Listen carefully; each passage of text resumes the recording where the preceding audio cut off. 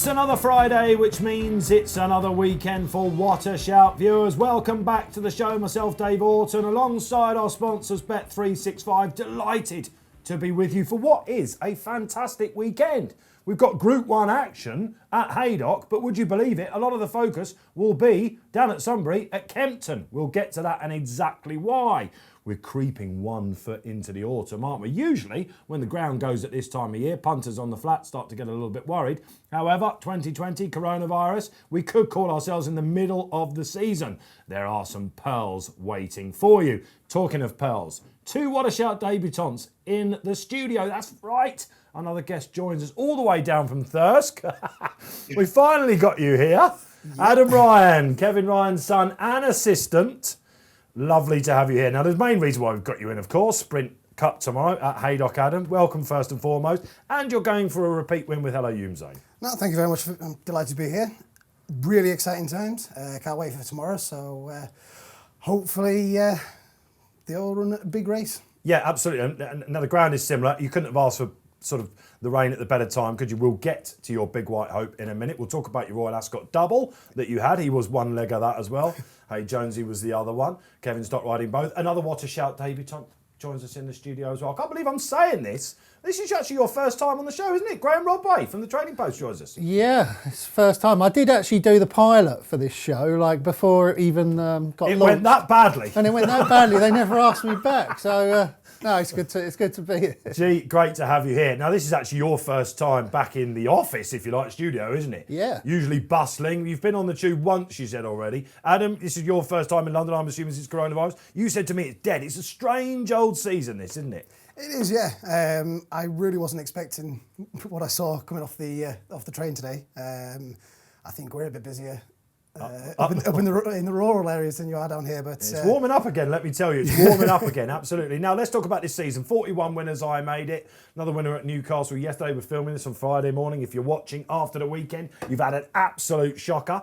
However, we've got loads of runners this weekend, but we are going to home in.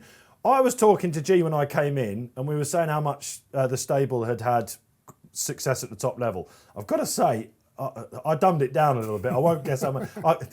And Adam's coming. You guessed as well. You got it totally wrong. How many top table winners do we make it that the yard has had? No, I better not get this wrong. We've had 8 individual, 10 altogether. 10 altogether. A couple abroad as well. I'd even forgot about the Great Gatsby, who probably won the most prestigious race that you've ever won. 2015 French Derby. Would that be right? Classic there. 2014. 2014. I'm even getting that right. It was a long time ago. And this has been an odd year. But would he be the greatest horse that has ever gone through Hamilton?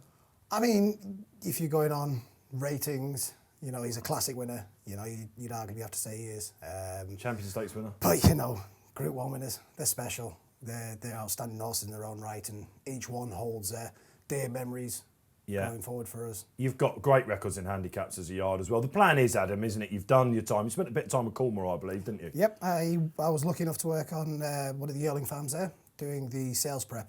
And down in Clonmel, I was working closely with Paul Shanahan, who is obviously very, very highly respected man in Coolmore and also in the bloodstock industry. Sure you get that in. So yeah, it was fantastic for me, and you know, seeing different types of horses, and you know, obviously you talk about the regal blue bloods of racing. So it was a great experience and something I have fond memories of, and hopefully it stands me in good stead in the future. Yeah, so one day, hopefully all being well, you'll be the main man, and your dad will take us. I mean, we reckon you've had something like 1,700 winners as a stable since your dad started training in '98. I mean, it has been a genuine success story, G, hasn't it? I made it that you've won the Air Gold Cup, which is coming up in a couple of weeks' time. We'll talk about that. Might have a couple there as well. You've won that quite a few times as well. You were saying that you had a team bet on the yard, didn't you, when we were talking off air years ago, with all the tipsters? What was that all about? Yeah, it was a long time ago. I think it was about 12 or 13 years ago. I just remember that we always used to have a team bet every year to try and pay for the Christmas do. I think Simon Turner, our Racing Post Ratings tipster at the time, had a horse involved with Kevin, and he tipped us off that he might have his first century of winners across the year. So I can't remember when it was. It was 2007, 2008, around about that time. And we managed to get, I think, just about 2-1 or slightly bigger, I think, about Kevin Ryan to get a century in the calendar year. And I think we were cashing that in by November. So we had plenty of time to decide what we were going to do for our Christmas do with that winner. Making sure you're on the good side of the Ryan yard. Very clever. And you actually, we're recording this on Friday, but you have gone for one in the paper today, haven't you? Bielsa. That was was what you thought might be the second leg of your Royal Ascot double. Hello Youmzain goes and wins at the Diamond Jubilee. And then, about an hour later, everyone had forgotten about him. You had the favourite in the race, but Hey Jonesy, Kevin Stott, double as well. You got the double. That must have been some serious buzz. But Bielsa is a horse that you've not lost the faith in at all. Oh, not at all. For his age, he's very, very lightly raced. He's got very few miles on the clock. Ascot, Sylvester thought the ground just didn't quite suit him. He didn't really give him a feel. He travelled all right into the race, and just felt maybe it's quite tacky at that point of the day. And then Kevin was on him last time, travelled like a dream into the race, travelled like the winner, to be fair, but then didn't find. So he's had a wind up since then. Okay. And he thought it was to work, which it should do. He's a horse with a bright future, and he's still unexposed. He's still lightly raced. So he's in an air, isn't he? Let's get that out of the way now. Is. A race that you do rather well in, as we mentioned. I think it was advanced in 2007, if I'm right. Al Jonathan's won it, and he's won it a couple of times since as well, hasn't he? But that is the big plan, I imagine, for him. So he runs at Haydock today. This is Friday afternoon, if you're watching this later on in the weekend. And you've put a 2-point win up on him in the column in the paper. Paul Keane's on holiday, Graham stepping in. So you're just hopeful for a good run of him today, get to air. If he wins, he gets a penalty, happy days. Third time lucky for King Power as well, so the pressure's on, I suppose, isn't it? Yeah, listen, we're very honoured to have the colours of King Power racing in the yard, so especially attached to a horse of his calibre as well. He's been working well at home. He looks great. So we're hopeful of a big run today, and then hopefully he'll be on to air in a few weeks' time. Pressure's on both of you then. Happy days and off me. There'll either be egg on faces or we'll be looking forward to air and giving it the aye in a couple of weeks' time. Right, we'll be getting it all from Adam, all from Graeme Rodway. From our sponsors, Pat Cooney is also waiting in the wings as well. Pat Cooney! Yes, good morning to you all. Yes, I'm a bit more exposed than G-Rod and Adam. I've been on a few times. I think the handicapper's got a hold of me, so what you see is what you get. I'll tell you, it was long odds on that you didn't find your way home from Perth last weekend, Pat. So welcome back. Great to have you on the show. Let's see exactly what we've got coming up for you then. It's going to be a sizzler. We've got the hot topic, of course. We'll be looking through that. Really looking forward to it. It's big news this week. Racing clues from the last week. We'll be giving you all the news and views from Adam. He's going to have some horses to give you, no doubt. We'll then be looking at some big previews. Don't forget the big calls. We like to give you some heavyweight calls this weekend. Graeme Rodway's got a perler for you. And then the weekend winners. If you've not signed up to our sponsors yet, Bet365, now's the chance. We've got a referral code for you. Shout365. You can bet £5 for up to 100 bet credits. Terms and conditions, they apply. Right then, let's get straight to the hot topic. And every week, me and the producers, we sit down around about Tuesday time and think to ourselves, what are we going to hone in on? Yesterday, I got a call from Rob Lee, the producer. There can be only one. Across the Irish Sea go we. Why? Because the quarantine has been lifted. G and Pat, before I come to you on this, Adam, let's talk about to you on this. So HRI, chief there, Brian Kavanagh, came out, I think it was Wednesday night, and said, right, we've spoken to the Department of Agriculture in Ireland. We're going to exempt Group 1 jockeys. So they can now travel around. Of course, Ryan Moore had gone over to Tipperary, had need to quarantine over there. He's now able to get a flight back, and he's riding at Haydock tomorrow. That's where the buzz started, because Ryan had been jocked. That's going to have a massive bearing, isn't it? Now, the reason why I want to come to you on this, when Hello Youmzain finished second at Derville, when he bounced back to form behind Space Blues a couple of weeks ago, that was just before the quarantine, wasn't it? And it was will they, won't they? Now, Kevin Stott did go over to ride. What were your alternative plans? Has it just been an absolute up in the air, or did you get lucky? What would you have done? Well, beforehand, we were obviously having to look into the situation, and we weren't sure what was going to go on. Thankfully, Kevin was able to go across, and it's important, because it's nice to have your own jockeys on board. Or a jockey who is your usual rider for a certain horse. You know, they get to know the horse, they get to a relationship with the horse, and you know, it can be very interesting on maybe horses that are a little bit quirky or whatever, and they understand each other. They understand how you like a horse to be ridden. So what would have happened if he'd have had to quarantine? You know, Tom Eaves would have stepped up, I imagine, and some of the other boys at the yard. But would that have stopped Kevin from going over? I know it's a Group 1, and I know it's the best horse in the yard, but you're having a lot of winners. You've got a lot of other horses, other owners, and the boys are self-employed as well. So for them coming back, you know, having to quarantine for 2 weeks, you've got to remember they're losing their livelihood for 2 weeks. So it would be a massive gamble for them to go across, because the horses, nothing's a certainty. Yeah. So it would have been, you know, you're basically having a gamble on the race.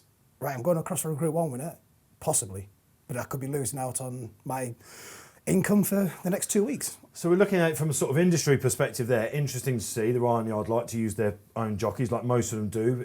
You know, the Gosdens of this world, and even O'Brien's sometimes when they're over, they're happy to use some of the top French pilots, aren't they? Gee, what do you make of all this? I mean, if you're not a Group 1 jockey, for example, and you might have a ride in, say, let's talk about some of the lesser yards. Stan Moore, for example, takes horses over. Sophie Leach goes and does all the jumps rides.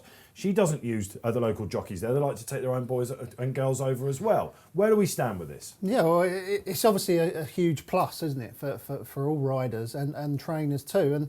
And really, it's only bringing racing in line with other sports, isn't it? I mean, if you look at the top level sports elsewhere, football, they've been playing over in Europe, the Champions League finals. There hasn't been any restrictions on the players, I don't believe, when they come back. And now jockeys are just being included in with those top level athletes, and I think that's right. Is it something that we should now be looking at? Because Frankie Dettori went over to France, didn't ride Palace Pier. He had to miss York, but then that meant that he stayed over for another weekend to ride as well. It's all right if you're Frankie, isn't it? You've got top connection, you're the best jockey in the world. The weird thing is, Frankie actually seemed to quite enjoy it. He was came home with cheese, didn't he? And wine in his it's fine, I'll just spend a week on the beach in Deauville. And I thought, yeah, that sounds like the life. And ride a couple of Group 1 winners while he's there as well. Was it Palace Pier and the one that he rode for Wes Ward as well? So, yeah, I mean, obviously it's fine for Frankie, but yeah, it's really tough on a lot of the lower level jockeys, isn't it? Or the ones who would be below Frankie, which would be most of them. So positive news, we're thinking, right? This is all good. And absolutely, is it just a case of not if, but when we do this? Yeah. You know, as a country in Britain, you know, because Frankie wouldn't have had to quarantine, would he? For example, we'll talk about the Prix de Moulin a little bit later on. And we've got Colin Keane going over to ride Siskin. Of course, he came over to ride him in the Sussex Stakes. He had to sit out and miss all those rides for 2 weeks, didn't he? So, I don't know. Should this have happened before? I'm not sure. Let's go to Pat Cooney on this. Pat, from a bookmaking point of view, the fact that Ryan Moore is coming over, having ridden work at Haydock, now he's coming back, at County Tipperary. Loppy Y Fernandez, for example, we'll look at this Haydock Sprint Cup, of course, but that must have seen him coming in the market. This means that Ryan's been working him, and he said, you've got to run this horse. Absolutely, yes. And of course, with the horse, I don't think he's proven on soft ground as well. So the fact that Ryan's coming over has to be deemed very significant. And, you know, you just look at the wording of it all, and jockeys are deemed to be elite athletes. Well, quite right, too. They're probably the fittest people around. So I think it's only right that they should be eligible to travel around and so forth. But I do feel for the jockeys, most of them are self-employed. So you're asking a jockey to give up maybe 4 or 5 rides a day for 14 days. That's a lot of money that they're prepared to give up. So I feel for them. I think it's only entirely appropriate that they're allowed to travel freely in this bubble that they have. But it's certainly significant where jockeys go, that's for sure now. Yeah, they've got to do 3 tests, basically. 1 before they go, 1 when they get there, and 1 when they come back. A word to the wise, though, you boys that are travelling, don't fly with TUI. OK, let's switch to some racing clues from the past week. And, of course, no Group 1 action last week, but I've got a feeling we might have seen a couple of Group 1 performers. Shall we talk about Goodwood first? Come to you, Graeme, with this last weekend. Whew, that was some testing ground, wasn't it? I analysed both days at Goodwood at the weekend. I didn't do the Friday because I wasn't doing this show. And I just got the feeling with Subjectivist, for example, in that Group 3 over the Mile 6, the March Stakes, he just handled the ground best of all. Now, are we looking at a cup horse, or is it pinch of salt stuff, or are you a fan of the horse, or?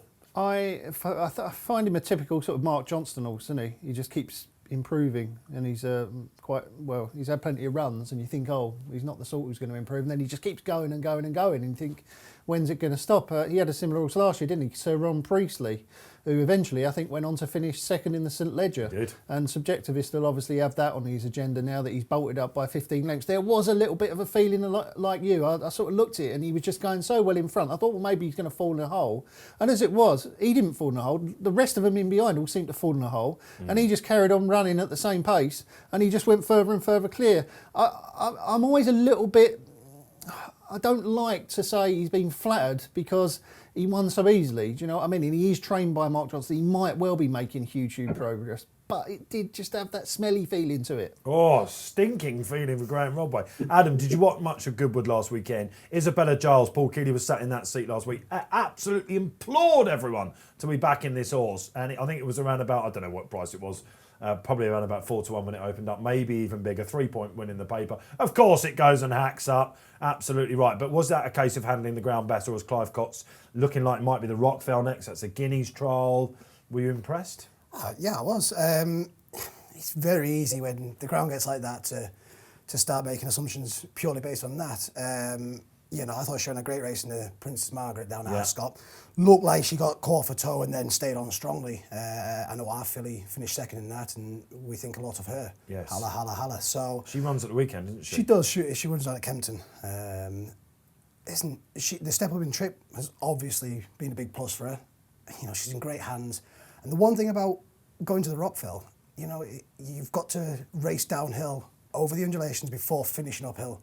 I know Goodwood doesn't have the stiff finish of Newmarket, but she's handled going downhill and being able to race that pace. So, she's certainly worth a shout going there, and we'll learn a lot more from there. Yeah, the placed horses give it a little bit of substance as well. Pat, let's come to you on this. Last weekend, there was a sizzling story developing throughout all of that at Windsor, wasn't there? It was the Holly Doyle show.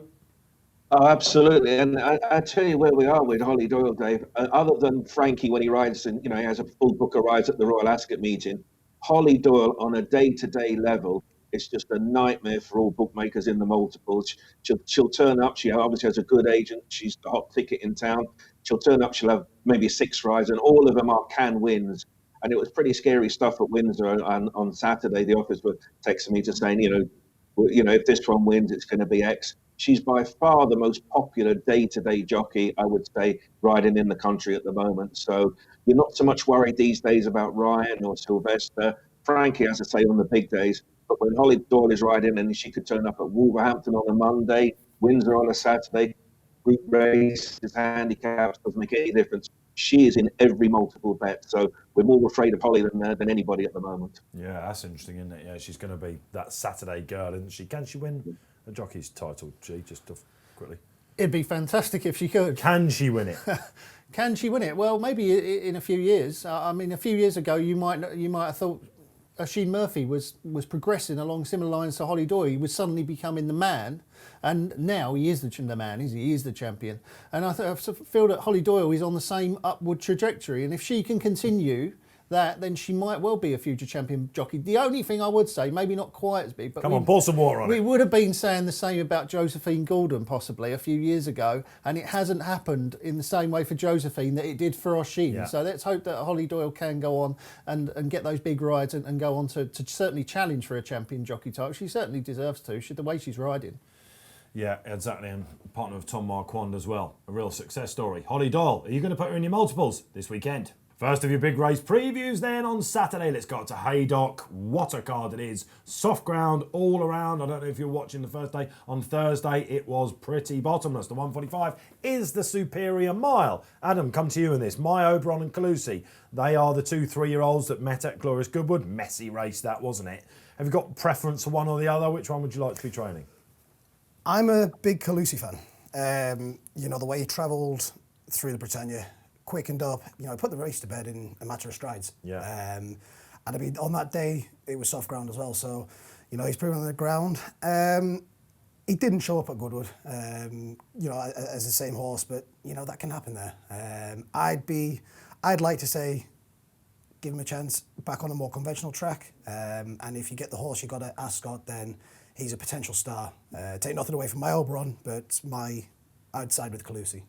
Do we think this is a match between the 2 3-year-olds, or is something like Stormy Antarctic, the more experienced sort, going to come into this? Yeah, I mean, on this ground, then Stormy Antarctic has to be a player, whenever it comes up really testing, he loves it testing, and he's run last time, was it Group 1, I think? Yeah. You know, that is the best piece of recent form on offer, without doubt, but he's obviously a lot more exposed than the top 2 in the market, Oberon, then Kalusi. I just felt at Goodwood that the best horse didn't win. I felt Kalusi was the best horse in the race. He went through the race so well. I mean, 2 furlongs out, he was travelling like the winner, Kalusi. I don't know what happened, because I was expecting to see that burst of acceleration that we got at Ascot, and it just cut out. He's got a kink in him, I think, hasn't he? Because if you remember at Ascot, he's got there and we're all like, what is this? The Hamdan horse cutting through the pack, that form's worked out, and then he shot all the way across the track.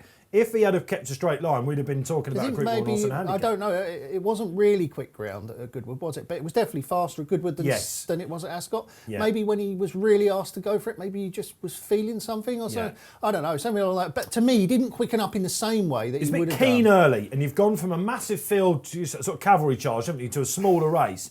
We as punters, watching But he's only had 3 runs up to date there. Does that worry you from a trainer's perspective? We just want a massive handicap. Say, for example, you win at the Air Gold Cup, something like our Jonathan or Brando, the stable's favourite, and then you go to a small conditions race thinking, right, we don't want to go into Group Company just yet. Punters will ordinarily straight away think this is an absolute good thing. It's a completely different kettle of fish, right? It is. I mean, when you go to somewhere like a cavalry charge at Ascot, you're going to get a true end-to-end gallop, which tends to suit most horses. Smaller fields can get a bit fiddly.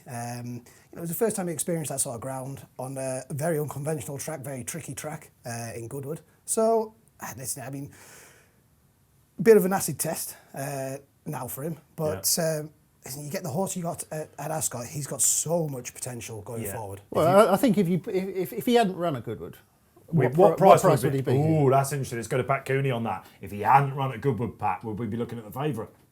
Oh, he would certainly be favourite for the race without a doubt. But he does come with that reservation about him now. But yes, had he gone from Ascot to Haydock with no run in between, I would say he'd be 2-1, and we'd be talking about him being maybe Group 1 horse going forward. But the fact of the matter is that Goodwood actually did happen. And I look at my Oberon, of course, I'm not actually sure what that form really means, And I think you look at a horse like Stormy Antarctic, it's just such a steady Eddie, isn't he, when you get the ground soft in the name.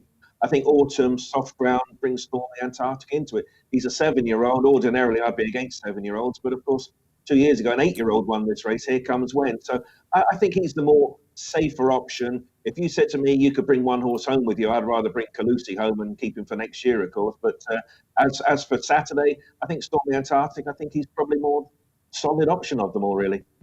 Pat Cooney steadying the ship. We're getting a bit carried away. So 3 for Kalusi here? Yeah. Yep. Yeah, we're all over Kalusi. Pat going for the anti-post gamble. Stormy Antarctic. As previously mentioned then, despite the fact we have a Group 1 sprint at Haydock, most of the racing public eyes will be going down the beautiful lake track that is Kempton in Sunbury on Thames. Why? Because the Queen of Racing is coming back, trying to win a September Stakes at 2:35.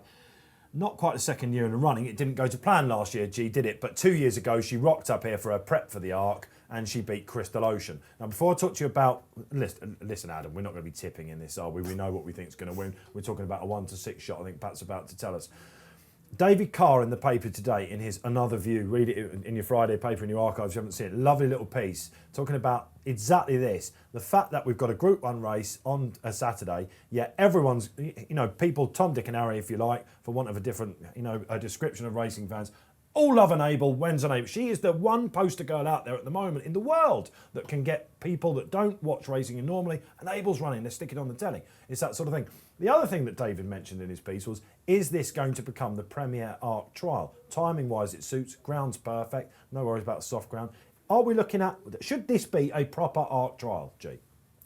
It'd be great if it did become one, but I don't see it. It's obviously the favoured trial for John Gosden, because I think it is nice timing, and obviously you're never really going to get any top-class horses rock up against an Abel in this sort of race, so he knows that he can probably send her there a little bit maybe below her peak form to then get her absolutely spot on for Longchamp. I remember years ago, and I think maybe the race has changed now, but there was certainly an ARC trial at Newbury for a while, wasn't there? And that never really in name developed only, into an ARC trial, did it? I just think that obviously the ARC is in France and the main trials are there. I think it's always going to be that way. Okay, interesting. Adam and Abel, what have you made of this year since you come back? The King George was, okay, maybe. One or two didn't run up to their form, but it was something to watch, that, wasn't it? She's a queen, isn't she? I was fortunate enough to be at the Breeders' Cup when she won the fillies and mares there, and what a star! And it's horses like that we need in the game, And I think the whole package, Prince Khaled's colours, Frankie on board, coming back from injury, maintaining her form, and going for that arc again, and isn't she, for me, she looks as good as ever, but probably just needs managing a little bit more than years gone by. Do you think Love will do it, getting all the weight, or do you think that if it was testing, then? I think it's one of these heart and head, isn't it, situations. You'd love and able to do it, but I mean, you can't not be impressed with Love, and with everything seemingly in her favour, the head sort of leans that way, but Enable's been there and done it. Yeah, so we're expecting a nice performance tomorrow, something to get, us excited a little bit for this great match that we're looking for. It's not just a match, of course, the ARC. We'll get to some other players and whether they should be going there a little bit later in the show. But, there are other, talk about, heart over head and stuff. Prince of Arran should really finish second, shouldn't he? But there are some other horses in there, interestingly, that have been bought by Australian ownership recently. And if you come in the top three in any Group 3 or above, in Britain or in Europe, you automatically qualify for a run in the Melbourne Cup. Now, Tinandali won, and Almania as well is a very interesting horse, I think. Spencer rode Tinandali last week at Windsor. It wasn't his track, probably the ground not ideal. David O'Mara's horse, but he switches to Almania. Are we looking? Is there any angle here for punters? Maybe in a without market, which we'll get to back with in a minute. Well, I suspect that Fresh Air's probably going to finish second, isn't it, to Enable in this race? But we've been waiting for that one. We're talking about steady eddies. There ain't many more steady eddies than Prince of Arran, is there? He just runs his race every time. He's a solid performer, and you'd think he'd probably be the most likely to finish second. But like you said, there's going to be a big race on for the places, for that place in the Melbourne Cup, or a couple of places in the Melbourne Cup, and. It's going to be a weird race tactically, isn't it? Because Frankie's obviously she's a very easy horse to ride, and she Enable. But I don't know. I think you're going to see a lot of horses, a lot of jockeys trying to ride to get into those places behind Enable, and they're not going to want to get. Prince of Arran wants a bit further. Tinandali needs to bounce back a little bit. Is he a Melbourne Cup horse? Almania definitely looks, and you just said off air to me, love Spencer at Kempton. Oh, definitely. And I think the key to this race could be Foxtel, because he can race a bit Keane. That's ideal for Frankie to get a nice toe into the race. But it could turn into a bit of a test, and for the patient style of Jamie, that could just play into his hands to grab that place. Might just be the forecast runner, Almania. Could be, yeah. He's got a big run in him, I think. Expensive project Foxtel has been for me. Pat Cooney, tell us about the market first and foremost. One for the money buyers, I'm guessing. Yeah, she's 5-1 on, and then it's 15-2 Prince of Arran, 10 Foxtel, and 25 and upwards the remainder. And just taking Enable as will she win the race first and foremost? Well, as G-Rod alluded to there, what's going to make the running in the race really?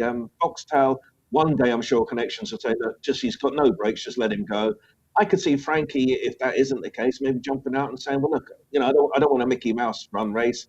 I want a good arc prep for her. I'll jump out and make all the running. So in terms of the betting withouts and the forecast and everything, the betting opportunities in this race, and it's not automatic. I think Prince of Arran will be second. I'm sure if he finished an honourable third, Charlie Fellows would say, yeah, that's great, Melbourne, here we come. So it could be one of those Enable wins at 5-1 and we get a 50-1 chance in the places. So there's betting opportunities out there. And as I say, well, Enable I think Frankie might just pop her out and make all, just to be certain. Yeah, I think you're probably right about that. Foxtel's probably the key on the lead, isn't it? So the Queen returns at 2:35 at Kempton, but there are angles in the race. Don't worry about that. Right then, let's go to the 3:05 at Ascot. Really good card at the Berkshire track. Still no crowd there, but we're coming back closer, aren't we? But let me tell you, the racing is really, really good there. Informative. This Lavazza handicap for the 3-year-olds over a mile 4 used to be a very valuable prize. In most normal years, it is. And it takes a seriously good horse to win it. I want to come to you with this, Adam, because the one that you're putting up in this is something of an enigma, isn't he? He is. but I think he probably brings the best form to the race. This is Kipps, of course, It for is, Hughie yeah. Morrison. Now, come on, you've not jumped off this bandwagon yet. I mean, I have. I did after Ascot. I like the cheap pieces being fitted. He won't. Hopefully, he won't do too much in them, but then when it comes to the business end, it will help him concentrate. So it's just a little reminder for him. I think he's got a ton of ability, and if he runs the same sort of level of form as when he chased home Hookham, then he's arguably the one to beat. But he obviously does have his little kinks. Coming back to that Royal Ascot form, ran well at York, didn't he? Tom Segalen, if you're watching your eye catchers in the paper this week, basically said in his piece, do not give up on Kipps. The first two got the run. Oh, come on, man. Come on, G, what's going on? I mean, we've got Chandos at the top of the market. My Frankel looks like it could be a group or as an handicap. Kipps. Yeah, well, Adam said he's got all the talent in the world, hasn't he? But is he applying himself? Is he going to apply himself here? I'm not sure I want to take another chance on him. I thought Chandos was the most likely winner. That's been one of the weirdest things this season. Roger Varian at Royal Ascot had an amazing time. And every single race over like mile 4, mile 6 at Ascot this season, Roger Varian's been like bang there. And this Chandos was another winner, wasn't it, at Ascot last time, coming from the back. Yeah. In a race really where he looked in trouble out the back and then all of a sudden just picked up really well. It's his first run for a long time. I think he hadn't run since last season. Yeah, I think Chandos could be hard to beat. Ran about 92 Fab, I think. I thought my Franco was running about second Fab. I think the handicap's given what mark of something in the low 100s, but that Kempton run last time, it's for Michael Stout. This looks like a horse that Louis Stewart will be excited to ride. Pat Cooney, tell us about the market and your play. Well, from a pricing point of view, it's quite straightforward to price up. You always tend to put the progressive Roger Varian horse in a race like this at the head of the market. We've done that with Chandos. You've got the improving unexposed to Michael Stout horse, so you put him in second favourite, my Frankel. Kipps, you always have to put in the equation, whether you're a fan or not. But I think they're all priced defensively enough. So to me, the value in the race is Scipius of Brian Mean. And this horse just started off his career this season in the 2,000 guineas. So he was a big price that day. He was well beaten. That shows what connections thought of him. And he stepped up in trip to win over a mile 3. He had a good run over a mile 4 last time out. So he's got that progressive profile himself. And Brian Mean is back amongst the winners. So he appeals to me at his price more because I think there's a bit more juice in his price than the front three in the market. We tried to give you some help there, but it's such an absorbing race. 4 different tips. Right then, time for the big calls this week. Adam Ryan, debut on What a Shout. Let's go for the floor. And actually, with G's one as well, and when it comes to G, I'm going to agree with you on both of these, absolutely. And it's with owners, Adam, is your big call this week. What's your bugbear? Owners being taken for granted and overlooked. Obviously, this season, with the pandemic, it's been a struggle for racecourse, and I completely understand that. But I don't think this is something that's only just happened. I think it's now that people have started to realise. Owners are the lifeblood of this game. Without owners, there is no sport. Without no sport, we don't have. You don't have a show to commentate on. I don't have a job to train horses. Jockeys can't ride. So owners are the most important people in this game, and I think for a long time they have been taken for granted. Their love of the sport. We've seen prize money dwindling, yet people's love and enjoyment for the sport has kept them there, and that has been taken for granted. You think racecourses need to do a bit more? Pete Scarglin in Friday's paper, lovely comment from Pete as usual. A man that's been given big calls in the paper now weekly for a couple of years, basically talks about Newmarket and how there was a syndicate there. It was onto a winner syndicate, wasn't it? Who, very successful syndicate. And Star of Emirati, I think it was, wasn't it? Or something like that. Forgive me the name of the horse. The 6-6 one to win of the group race that day. They had a great time, basically, and yet you've got someone, I won't single out the courses, who've gone somewhere else, Pete was saying, and basically didn't get treated the same way. Only 4 of the 6 were allowed in, for example. Now, it's tough, isn't it, G, basically, on the race courses. We've got to be seen to be doing the right thing. Optics are important. And the fact that we've got the show on the road is important. I don't think we should just bash the race courses, shouldn't we? Because they're terrified of someone coming in from, someone official and saying, you've done it all wrong, that would be enough to end it. We've seen it in France, for example. It has stopped and come back. Where's the middle ground? Where do we meet? I'm with Adam. We need to make sure. The comment from Pete in the paper that summed it up for me perfectly was, these owners had such a great time. You know, like any of us would, we'd be going on the phone to our friends and saying, this was one of the best experiences of my life. That's what gets owners into the game, new owners into the game. Where's the middle ground with this? Well, I think that the future for hopefully the future for ownership is big syndicates like On to a Winner, and this is a big thing as well in Australia. If you see in Australia, a lot of the best horses are owned by big syndicates, and I think that we can, that is the way to go for the future. In British racing, for me, we're very, very reliant on a small minority of really rich owners, and if 2 or 3 or 4 of those drop out, then there's going to be a big shortfall for us. Obviously, we hope to keep them all happy, of course we do, but I think that syndicates are just as important as any owners, and things like not all the syndicate members being able to get in. That's a basic thing, isn't it? You've got to be able to give them access to go and see their own horses run, have an enjoyable time while they're there doing it. Now, obviously, racecourses have got a tough time with the pandemic. There's no doubt about it. They're losing a huge amount of money with no one on course. All of their drinks revenues and betting revenues and other bits and pieces—they've all gone south. They are still, of course, getting the TV money, but so you can sympathise with them a little bit, but. Is it really going to hurt to let in an extra few syndicate members? No, I agree. We've got to be very careful here because we're talking about the fact that we love syndicates. We've got an assistant trainer here. We're going for lunch with him after this as well, by the way. I hope your pockets are deep. Pat Cooney, big call. Yeah, I was just looking at the debate with the Jockey Club announcing there's going to be non-standard race times. We might have a 2:53, a 3:07, and so forth. And I was puzzled why there was such a negative reaction to it. I think it's a perfectly good idea. It can enable us to have races where you're not having split screens and so forth. And I just look at the Kentucky Derby, and that's been raced at 7 Eastern time in America, which is 1 minute past midnight in our money. And I'm just thinking, well, what's wrong with that? If it's good enough for the Kentucky Derby, it's got to be good enough for us. I was catching trains over the weekend. I was on the 1:34, then I was on the 3:39. I never turned around and said, well, this is ridiculous. Can we not have it at 1:30 and 3 o'clock?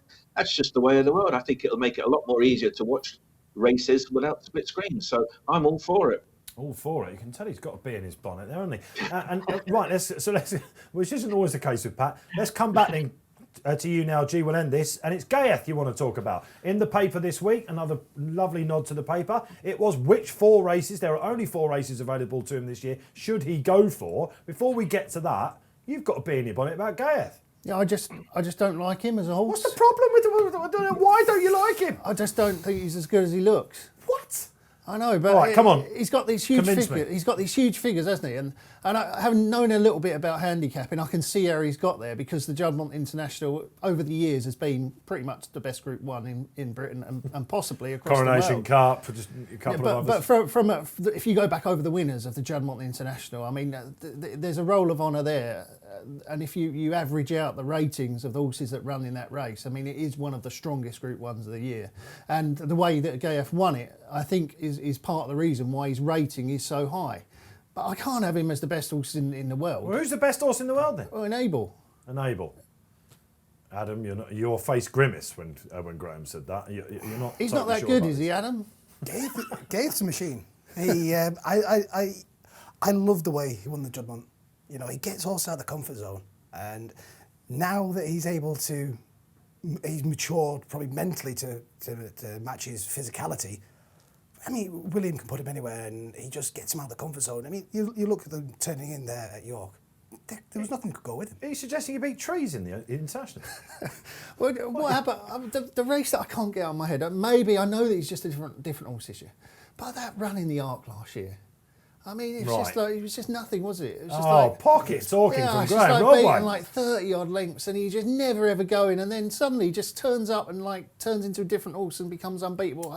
I don't see it. So unlike Enable, who usually turns up and run a race, who he slammed, by the way, in the Eclipse, but you're suggesting that perhaps he was a bit flattered by that because she was first time out. Well, she was first time out, and he's over a mile and a quarter, wasn't it? And Enable's probably better horse over further. No, I'm hoping to get Charlie Appleby on this show, man. What are you on about? We're absolutely destroying it, aren't we? So, okay, so the Arc run's interesting. The 4 races that they talked about, Irish Champion Stakes, the Arc, our Champion Stakes and the Breeders' Cup. I've got a very strong view on this. And maybe this will be my big shout of the week. Charlie, just to entice you onto this show a little bit more, forget about Ireland, forget about the Arc. Sorry, Keels, I know you've said that he's a monster price and that he should be backed. But it's got to be our Champion Stakes, hasn't it? This is a race that needs Gayeth in it. He's a British horse, for goodness sake. We need him at Ascot. Everything will be right for him. Ground won't be a problem. People say he doesn't maybe like Ascot. Not having that at all. This is the perfect test. We need our stars on Champions Day at Ascot. For me, it's got to be our Champion Stakes and get him over to the Breeders' Cup. Wow. And spank the Yanks. What do you reckon? I think you're going to see him go for the Irish champion and then possibly the English champion. The great thing you got with Gayeth, of course, is that he doesn't really need to prove himself over a mile so and a now half. you're coming back just in case Charlie Appleby's in this shit. Well, yeah, I might be in with him next time. He'll give me a good beating. But no, I just think that the great thing with Gayeth, of course, is that you get these trainers, and you probably know, Adam, from a bloodstock perspective, it's important to get like a win in a Group 1, a mile and 4, a win in a Group 1, a mile and a quarter, if you can. Now, Gayeth has already got that. Obviously, he won the race in Germany by 1,000,000 miles, didn't he, last year? That was a Group 1. Didn't he win a Group 1 over a mile and a half in Dubai as well? Yes. So he's got a couple of Group 1s in the bank over a mile and a half. But he's not a mile and a half horse, is he? Glad to know you've been glued in through all this. He's as like well, a by the mile way. and a quarter horse, isn't he? Well, no, look, he's just a monster mile too. He's the best turf horse in the world, isn't he? No. He wins. For me, he's a certainty. Well, not a certainty, but he's nearly a good thing in 3 out of them 4 races. 3 out of them 4 races. There you go. There were your big calls. Hope you enjoyed that. 3:25 at Haydock. It's another race at the top table. It is the Sprint Cup. Let's go to Pat Cooney first and foremost for a market update. Yeah, currently as we speak, Dreamer Dreams is our favourite, and he's been quite a revelation, hasn't he, in the 2 runs he's had since he was gelded, and particularly impressive over 7 last time out, and the form has been franked as well. So the new version of Dreamer Dreams looks very good. That being said, of course, he was a beaten favourite in this last year, and Hello Youmzain, of course, is bang there in the equation. And the 3-year-olds have all been popular. There's three of them. There's Lope Fernandez, Art Power, and Golden Horde.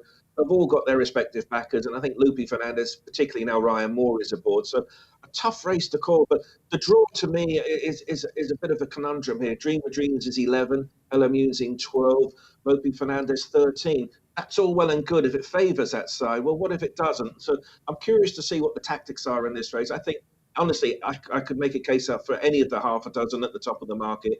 Maybe Art Power, if you just presume he didn't turn up at York last time. He was 3-1 to beat Batash, so you can back him at 7-1 to win the Sprint Cup. So maybe he will be of interest. Draw a line through that run, but you can be lenient and tolerant with some of these lines of forms and still none the wiser. I think the safest option, in all honesty, is probably Hello Youmzain, of course. Well, we've got just a man to ask about that, funnily enough. Adam Ryan, this is when he really came of age, Hello Youmzain. Stable star, I think we can call him that at the moment. You've got 2 others in there, we should say. Queen Jojo, going to take a big jump up, isn't it? And, of course, the lovely Brando, Air Gold Cup winner. Everyone loves Brando, of course. Just a quick word on the other 2 before we look at the stable star. Yeah, listen, Brando, he's a great servant to us, It was unfortunate this year that he missed a couple of engagements due to the ground being too quick. So we needed to get a run into him before Haydock. That meant going to York last week over 7 furlongs. That didn't suit. He needs that end-to-end gallop. He's a good travelling horse. So he knows the time of day. He knows what it's all about. And with the conditions they're going to be and the pace in the race, Don't rule him out for a place. Yeah, he knows what he's doing. Yeah, and there's still life in the old boy. Yeah, absolutely. That's like there's life in all of us. And Queen Jojo. Yeah, she's a listed winner. She's a Group 3 winner, and then she was obviously placed in a Group 2 last time. She's progressing.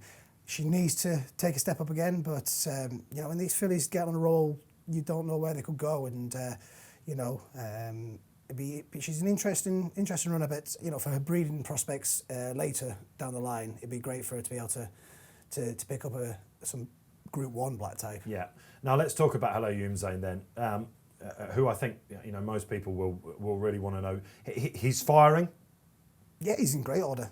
Taking his racing fantastically well. Really bounced back to his best there last time in France.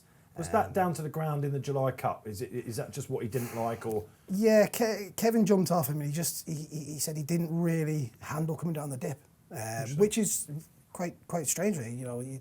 But I think a mixture of the ground and the track that day. Listen, take nothing away from the winner. But Kevin just felt he wasn't wasn't quite right for him. And he proved that, bouncing back in the Premier League East. Yeah, so we're drawn in 11, aren't we? Or is he 12? Sorry, he's 12, isn't he? So one off the fence. If you've been watching Haydock so far, they tend to be coming down the middle. You're not worried about that. Are the tactics just to bounce out, catch me if you can? Probably can't live with him when he's on his day on soft ground, can you? But the thing is, he's such a big, long striding horse that you just want to allow him to use it. He's his greatest asset. So it was heavy ground last year when he won, wasn't it? It was deep ground. Yeah, and I think the thing is, you use his asset.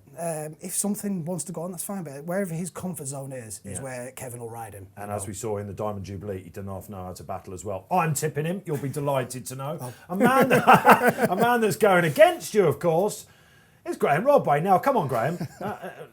You're making a bit of a fool of yourself on this show on your debut, but this is your chance to come back. Dream of Dreams. Absolutely hosed us up last time over 7 furlongs. Beaten favourite in this race last year. You think he's come of age, though. Probably this is his time to nick that Group 1. Well, yeah, I mean, he's not that good, is he? Hello, Youmzain. There's a brave man. Charlie Appleby, honestly, don't listen. It's fine. He's not always like this. No, I mean, obviously, I fancy Dream of Dreams. Hello, Youmzain obviously beat him at Ascot by the narrowest of margins. With Dream of Dreams flying home, probably one more stride would have won it. And of course, you can say the same about him the previous year in the same race when. Really, he would have beaten that Godolphin superstar Blue Point in one more stride. He was beaten ahead. I mean, if ever there's a horse that deserves to win a Group 1 sprint, it has to be Dream of Dreams. My worry about him, G, is that at Ascot you can get rolling, can't you? And it's a stiff finish. You come. What's he got to do differently at Haydock? What's changed? Well, what's changed that's going to make him beat Hello Youmzain? Well, I think I know why. The jockey. And the tactics, I think, are going to change. I think we're going to see something different. Probably another future guest coming up here we're talking about. Now, watch what happened in the Newbury race last time. Oisin Murphy riding for the first time.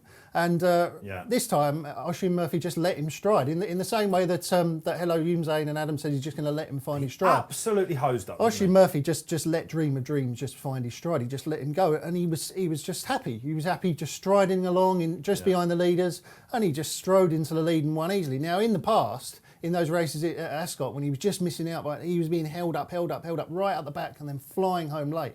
I think this time, having seen him run at Newbury over 7. And letting him stride on. There's absolutely no doubt you're going to see Oisin Murphy let him stride here over 6, back down over 6 at Haydock. And if he lets Dream of Dreams stride on, I think his stamina in this testing ground is going to prove the key. And I know that he's coming down in trip, and you might say maybe he's not got the speed, but just watch the way he went through that race at Newbury. If he goes through this 6 furlong race in the same way, I'll be surprised if anything can live with him from furlong out. There is your clickbait line from Graeme Rodway. What a race! It's a Sprint Cup. Right then, 3:25 Sunday, over to Longchamp we go. Another Group 1 for you. Haven't these Sundays been sizzling? We need to keep these going. And a lot of British and Irish interest in the Prix de Moulin. All 6 of them look absolute top-notchers. It's a case of where you want to go. Pinatubo, 11 to 10. We'll get to Pat with the market in a minute.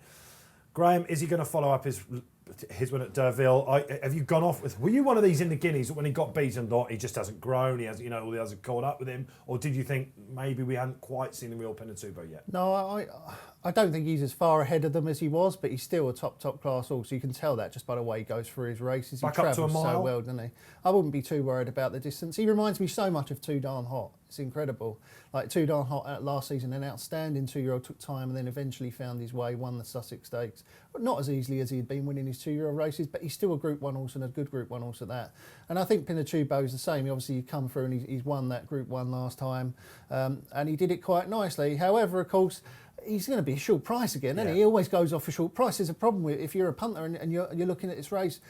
Do you want to back this horse every time at such a short price? That would be the problem for me. I mean, and you got some top class horses against him, haven't you? All Grade 1ers. So Siskin, for example, Romanised, Circus Maximus, who looks like he might go off second favourite for Team Ballydoyle, and then you've got Andre Fabre's pair, Victor Ladorum, and Persian King as well. Which one of those? If I was playing the race, it'd probably be Siskin, because I know that he was beaten last time behind Mahafa, but that was still an excellent run, and he was so impressive in Ireland, wasn't he? And the bookmakers seem to have dismissed him a little bit after that Goodwood run. They've knocked him out to around about 5 to 1, I think he is, and that seems a big enough price for me. Adam, are you actually going to agree with him? Or? Yeah. 3 wise monkeys here then. Okay, fair enough. Just Siskin, I don't know about you, Adam, but in the Sussex last time, I got a feeling he went a little bit too soon. I just do, and I know that I just think he went that little bit too soon. And I think I think he will reverse that form with Circus Maximus. Siskin, I'm amazed the price he is. Big fan, obviously. Massive fan. I don't think Goodwood suited him at all. When Colin let him down, he just seemed to roll inside. Right. So I think back to a more conventional track, Circus Maximus, make it a true test to probably run the sting out of Pinatubo, I'd say. Yeah, I think Victor Ladorum might be up there as well, probably. Yeah, and I think Siskin's the most likely winner. Oh, 3 for Siskin then. Pat Cooney, which one are you going to go for and how's the market looking? Yeah, well, let's make it a full house. I think Siskin's the value to win the race. You look at Pinatubo, he's a miserable price, isn't he? We're about 11 to 10 at the moment. But as G-Web was saying, we don't have to go big prices about him because every time he runs, there's fortunes for him. But if you're backing him at around evens, 11 to 10, this is a mile. He was impressive over 7 last time, beating Lupi Fernandez. That may get a form boost from the Sprint Cup on Saturday. But you want to be ticking a lot of boxes to be playing in a Group 1 race at evens. And there's still the slight reservation, will you get a strong mile? From a bookmaking point of view, you can have Pinatubo at evens. We'll have an Aidan O'Brien, we'll have Siskin, we'll have Romanized, and we'll have 2 Andre Fabre horses, Persian King and Victor Ladorum. So from a bookmaking point of view, we're happy to be laying him around about evens or 11 or 10. Of course, he can win, but I'd be hard pushed to say Siskin should be 6 times the price, that's for sure. Absolutely, you've had to wait to the back end of the show, but the team are agreeing. Siskin, this year's classic winner, he can take out the Moulin. Time for the My Racing Double then. Do check out our friends at myracing.com. Massive Twitter following, expert tips and analysis. A really interesting double this week. 4 o'clock at Haydock. The outsider, Count Dorsey for Tim Easterby. He'll like the ground. And at 4:15, another rag. Huge double this will be. Fox Champion for King Power Racing. Could he possibly bounce back? Let's get the weekend winners out of the way then. I know a lot of you like to just get straight to this point, and I'm going to get straight in there. 2 o'clock at Kempton tomorrow, the Group 3 Cyrenia Stakes. Take a chance on Mighty Gurkha. Blew the start when he was expected to win in France last time. If that was an aberration, he will take the catching for Archie Watson. Adam Ryan, give us a weekend winner. Definitely a horse to keep on the right side of. Rathbone, he runs down Ascot in the 6 furlong handicap. Always thought a hell of a lot of him. Travelled into his races like a dream, and then just hasn't been finding. When Tom sort of let him down, he's had a wind up since his run at York, where he looked all over the winner, and he's definitely a horse to keep on the right side of. He's a right old price as well. I think he's going to be at Ascot as well. There you go, an absolute pearl from Adam Ryan. Graeme Rodway. Yeah, keep it simple. Dream of dreams. I think he'll win the Sprint Cup, the 325 at Haydock. Lots of confidence from G-Rod. Pat Cooney, complete the 4-timer. Well, it seems strange to say it when we've got Enable running with a Sprint Cup at Haydock and we've got the Kentucky Derby, but I'm going to Stratford over the jumps for my one, and it's the Shantou Express in the opener for Kim Bailey. A very, very promising bumper form, ran ever so well at Ascot on really horrible ground. He's won at his bumper at Stratford, so a good place to start him off. One for the jump fans. Shantou Express in the opener at Stratford. Well done, Pat. Quite right. It is that sort of weekend. There's something for everyone. Fantastic stuff. Thanks, chaps. Graeme, good to have you back in the studio. Thanks, Dave. We're going to be seeing a lot more of you, I think, coming up as well. Happy days. Always great to have the opinions. Adam Ryan, thanks so much for coming down. Have you enjoyed your What a Shout debut? Brilliant. We'll get you down again. If you'd want me down. He wasn't sure, was it? I think you've upset him. Unbelievable scenes. Adam, really great to have you. All the best. Punters will be cheering on Hello Youmzain, all the runners as well. Just a quick word on Glass Slippers. All about the Abbey later on in the year? She goes to Ireland next week for the Flying Five, and then ultimately either the Abbey or Champions Day after that. Oh, lovely stuff from the Ryan Yard. Kevin, if you're watching, chip off the old block. Pat Cooney, thanks for coming back again. What's the weekend hold?